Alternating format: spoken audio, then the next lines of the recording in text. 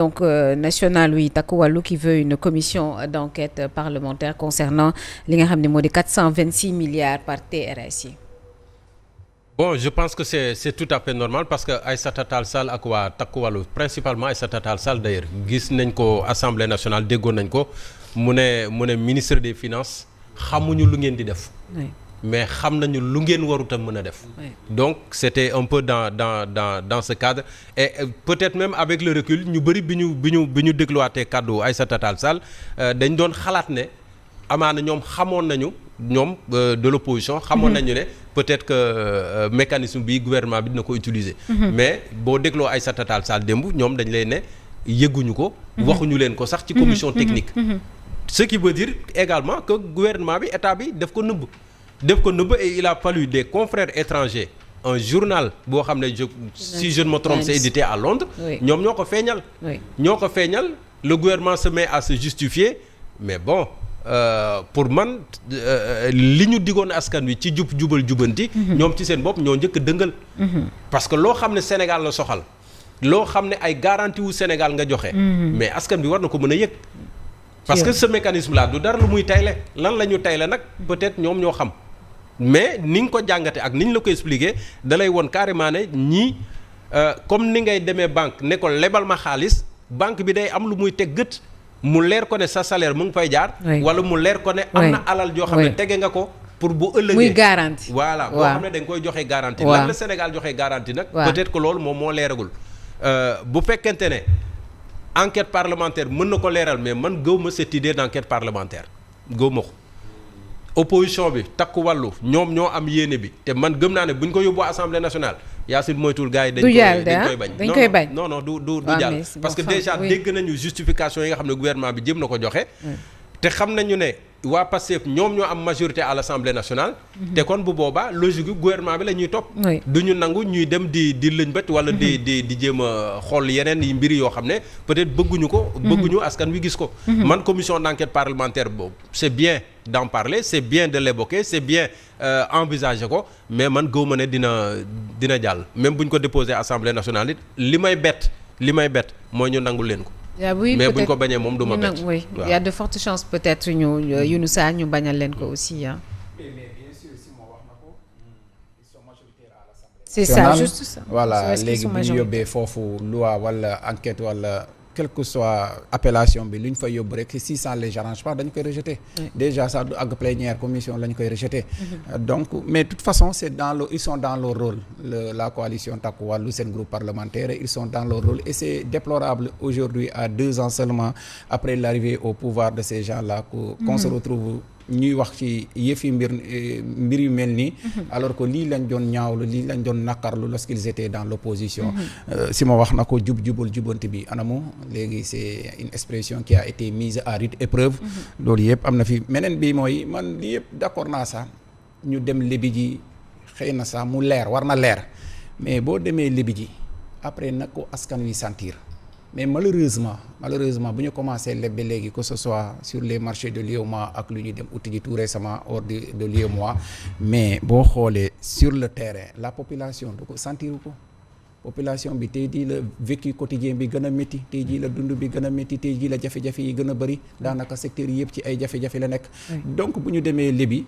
il ne faudrait pas que ñu ñëw 400 milliards 500 milliards ñu koy dégg déjà ils sont à combien de milliards bu ñu commencé leb bi léegi en 2 ans presque léegi ñu atteindre lu Macky Sall leb en 12 ans mais Macky Sall lu mu leb en 12 ans gis nañu ko au moins il y a des infrastructures palpables yoo xam ne tey jii nii ça nous rapporte de l'argent au peuple sénégalais mais ñoom tamit nañu góorgóorluwaay ngalawaay lu ñuy dem lebi ji te ñu war koo fay à des taux très élevés à des durées très courtes waaye nañu fexe ba loolu ñu ressentir ko population bi ressentir ko à la base c'est ce qui est plus important parce que ay PIB fii ay taux de croissance non économie bi baax na nous avons une économie résiliente loolu yëpp c'est bien beau sur le papier mais sur le terrain que ça soit matérialisé sur le terrain léegi lu xew ci Sénégal les gens souffrent Yacine on ne le dira jamais assez et il faut qu'ils le sachent ñoom ñi nekk ci kaw ñu xam ne nii li ñu leen di wax ci kaw ak à la base c'est un peu c'est diamétralement opposé très bien. kon léegi nag nañu góorgóorlu une fois encore nañu góorgóorlu nekk ci jafe-jafe askan wi ñu dem lebi ji au lieu nga ñëw leb rek dem dugal ko ci fonctionnement voilà boo lebee da ngay dem poser des actes concrets des projets structurants que ça soit clair oui voilà mun na permettre jeunes yi am ay liggéey mun na permettre revenu amaat encore askan wi yéeg ko à la base très bien grand important à mon avis. Très bien alors Mamadou Fofana Aïssata Tall Sall s'est posé la même question bi nga laajte fii lan lañ joxe comme garantie mais on se pose des questions également à savoir est-ce que seen enquête parlementaire bi ñu bëgg ndax dana mën a sotti. oui enquête parlementaire moom du sotti du prospérer dans la mesure où ñoom ñoo yor li nga xamante ne nii moom mooy majorité parlementaire et malheureusement c'est la mort dans l'âme nañ koy wax moo di ne ñii ils sont coutumiers des faits.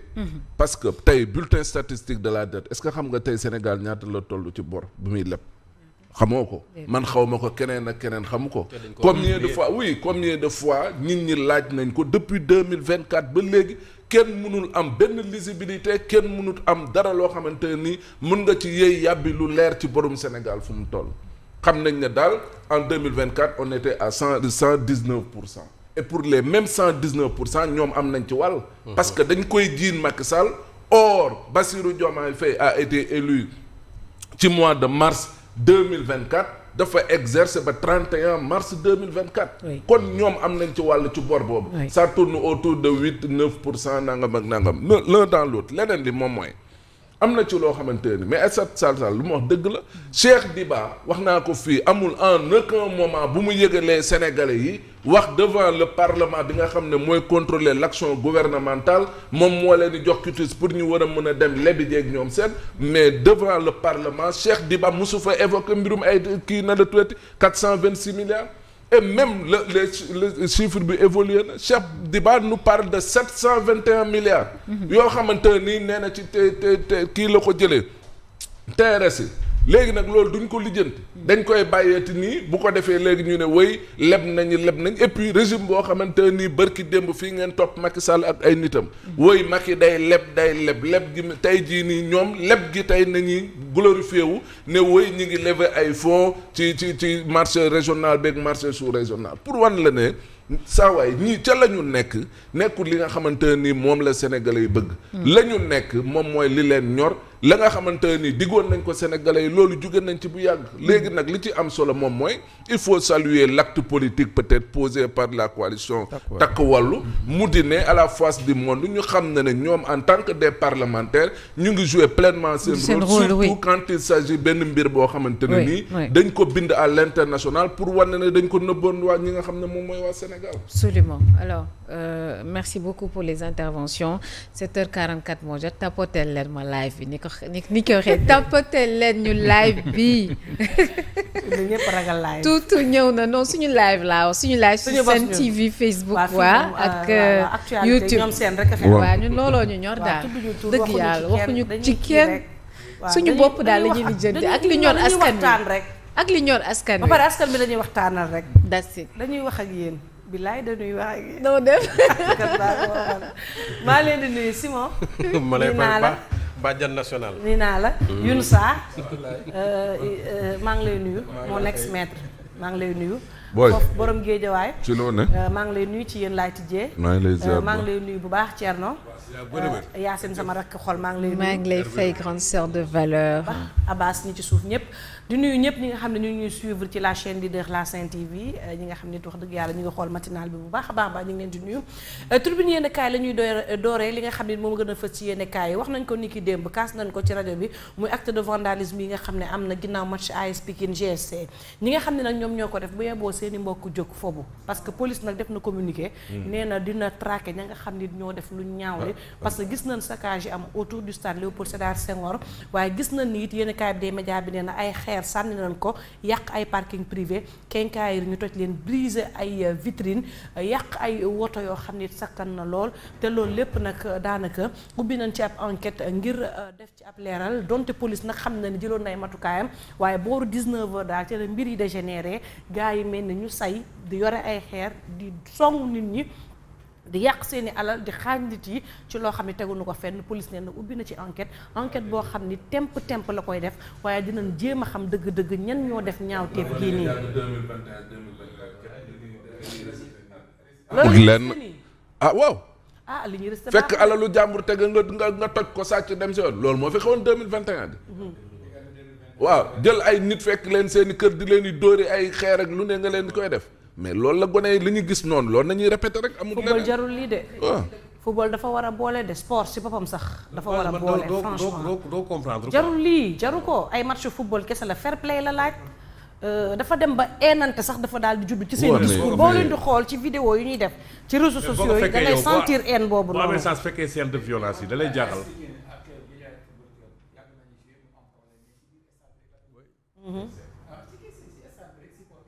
te voilà am sànnante xeer la police vient régler ça et puis après c'est tout quoi mais musul déborder de cette façon là. doy na waar de ëpp